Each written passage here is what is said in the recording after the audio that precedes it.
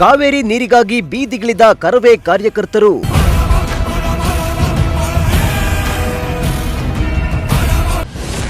ತುಮಕೂರಿನಲ್ಲಿ ಪ್ರತಿಭಟನೆ ನಡೆಸಿ ಕರವೇ ಆಕ್ರೋಶ.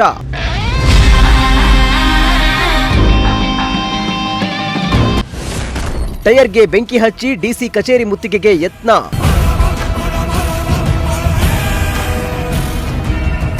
ಕಾವೇರಿ ನೀರು ಹಂಚಿಕೆ ವಿವಾದ ರಾಜ್ಯದಾದ್ಯಂತ ಕಾವೇರಿದ್ದು, ತುಮಕೂರಿನಲ್ಲೂ ಪ್ರತಿಭಟನೆಯ ಕಾವು ಜೋರಾಗಿದೆ.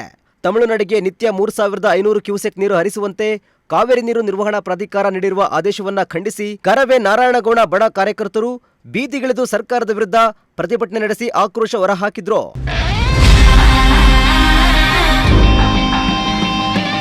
ತುಮಕೂರು ನಗರದ ಟೌನ್ ಹಾಲ್ ಸರ್ಕಲ್ನಲ್ಲಿ ಜಮಾಯಿಸಿದ 100 ಮಂದಿ ಕರವೇ ನಾರಾಯಣಗೌಡ ಬಣದ ಕಾರ್ಯಕರ್ತರು ಜಿಲ್ಲಾಧಿಕಾರಿ ಕಚೇರಿವರೆಗೆ ಪ್ರತಿಭಟನಾ ಮೆರವಣಿಗೆ ನಡೆಸಿದ್ರು. ಜಿಲ್ಲಾಧ್ಯಕ್ಷ ಅರುಣ್ ಕುಮಾರ್ ನೇತೃತ್ವದಲ್ಲಿ ಪ್ರತಿಭಟನೆ ನಡೆಸಿದ್ದು, ಕೈಯಲ್ಲಿ ಕನ್ನಡ ಧ್ವಜ ಹಿಡಿದು ಘೋಷಣೆಗಳನ್ನು ಕೂಗಿ ಸರ್ಕಾರದ ವಿರುದ್ಧ ಆಕ್ರೋಶ ವ್ಯಕ್ತಪಡಿಸಿದ್ರು. ಕೆಲ ಪ್ರತಿಭಟನಾಕಾರರು ರಸ್ತೆ ಮಧ್ಯೆ ಟೈರ್ಗೆ ಬೆಂಕಿ ಹಚ್ಚಿ ತಮ್ಮ ಆಕ್ರೋಶವನ್ನ ಹೊರಹಾಕಿದ್ರು. ರಾಜ್ಯದಲ್ಲಿ ಬರ ತಾಂಡವವಾಡುತ್ತಿರುವ ಸಂದರ್ಭದಲ್ಲಿ ತಮಿಳುನಾಡಿಗೆ ನೀರು ಬಿಡುವುದು ರಾಜ್ಯದ ರೈತರಿಗೆ ಅನ್ಯಾಯ ಮಾಡುತ್ತಿದ್ದಾರೆ. ಸರ್ಕಾರ ತಕ್ಷಣ ಈ ನಿರ್ಧಾರವನ್ನ ವಿರೋಧಿಸಬೇಕು, ಇಲ್ಲದಿದ್ದರೆ ಮುಂದಿನ ದಿನಗಳಲ್ಲಿ ಉಗ್ರ ಹೋರಾಟ ನಡೆಸಲಾಗುವುದು ಎಂದು ಜಿಲ್ಲಾಧ್ಯಕ್ಷ ಅರುಣ್ ಕುಮಾರ್ ಎಚ್ಚರಿಕೆ ನೀಡಿದ್ರು. ಕಾವೇರಿ ನೀರು ನಿಯಂತ್ರಣ ಸಮಿತಿ ಹಾಗೂ ಕಾವೇರಿ ನಿರ್ವಹಣಾ ಪ್ರಾಧಿಕಾರ ಈ ಆದೇಶವನ್ನ ಹೊರಡಿಸಿದೆ. ತಮಿಳುನಾಡಿಗೆ 3500 ಕ್ಯೂಸೆಕ್ನ ಪ್ರತಿದಿನ ಬಿಡಬೇಕು ಅಂತೇಳಿ. ಆ 3500 ಕ್ಯೂಸೆಕ್ ಎಲ್ಲಿಂದ ತರ್ತಾರೆ ಅಂತ ಸರ್ಕಾರ ನಾವು ಕೇಳಬೇಕು. ಯಾಕೆಂತಂದರೆ ಎಲ್ಲೂ ಮಳೆ ಆಗ್ತಾ ಇಲ್ಲ. ಈ ಸಮಸ್ಯೆ ಪ್ರತಿ ರಾಜ್ಯಕ್ಕೂ ಗೊತ್ತಿದೆ, ಕರ್ನಾಟಕದಲ್ಲಿ ಮಳೆ ಆಗ್ತಿಲ್ಲ ಅಂತೇಳಿ. ಆದರೂ ಸಹ ಈ ಆದೇಶವನ್ನು ಧಿಕ್ಕರಿಸಿ ಇವರು ಏನೂ ಮಾತಾಡ್ದಲ್ಲೇ ಆದೇಶ ಮಾಡಿದೆ ಅಂತೇಳಿ ಬಂದ್ಬಿಟ್ಟು ಇಲ್ಲಿ ಸಭೆ ಮಾಡ್ತಾ ಇದ್ದಾರೆ ಅಂತಂದರೆ ಇದು ನಾಚಿಕೆಗೇಡಿ ಅಂತ ಸರ್ಕಾರಕ್ಕೆ. ಯಾಕೆ ಅಂತಂದರೆ ರೈತರ ಪರಿಸ್ಥಿತಿ, ರೈತರ ಪ್ರತಿಯೊಂದೂ ಕಷ್ಟ ಸುಖಗಳು ಗೊತ್ತಿರುವಂಥ ಸರ್ಕಾರ ಅಂತೇಳಿ ಬಂದಿರೋಂಥವ್ರು ಇವರು.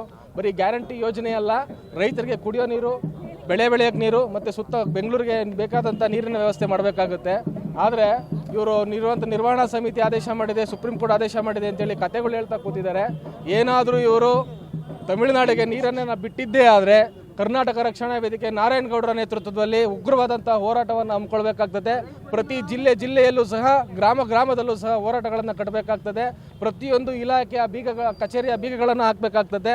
ಯಾವ ರೀತಿ ಸರ್ಕಾರ ನಡೆಸ್ತಾರೆ ನಾವು ನೋಡ್ತೀವಿ. ಯಾಕೆ ಅಂತಂದರೆ ಕನ್ನಡಿಗರು ಯಾವತ್ತೂ ಕೈ ಕೊಟ್ಟು ಕೂಡ್ತಾರಲ್ಲ, ಕನ್ನಡಿಗರು ಯಾವತ್ತೂ ಕೈಗೆ ಹೇಳ್ದಂಗೆ ಹೇಳಿ ಚಪ್ಪಾಳೆ ತೊಟ್ಕೊಂಡು, ಇವ್ರು ಹೇಳಿದ್ದಕ್ಕೆಲ್ಲ ಚಪ್ಪಾಳೆ ತೊಟ್ಕೊಂಡು ಜೈಕಾರ ಹಾಕ್ದೋರಲ್ಲ. ಸಮಸ್ಯೆ ಬಂದಾಗ ಪ್ರಶ್ನೆನೂ ಮಾಡ್ತೀವಿ, ಒಳ್ಳೆ ಕೆಲಸ ಮಾಡಿದಾಗ ಜೈಕಾರನೂ ಹಾಕ್ತೀವಿ. ಈ ಮೂಲಕ ಸರ್ಕಾರಕ್ಕೆ ಎಚ್ಚರಿಕೆ ಕೊಡ್ತಾ ಇದ್ದೀವಿ. ಆದಷ್ಟು ಬೇಗ ಹಿಂದೆನೇ ಈ ತೀರ್ಮಾನ ತಗೊಂಡು ಕರ್ನಾಟಕ ಸರ್ಕಾರ ತಮಿಳುನಾಡಿಗೆ ನೀರು ಬಿಡಬಾರ್ದು ಅಂತೇಳಿ ಆದೇಶವನ್ನು ಹೊರಡಿಸಬೇಕು ಅಂತ ಈ ಮೂಲಕ ಕೇಳ್ಕೊಳ್ತೀನಿ.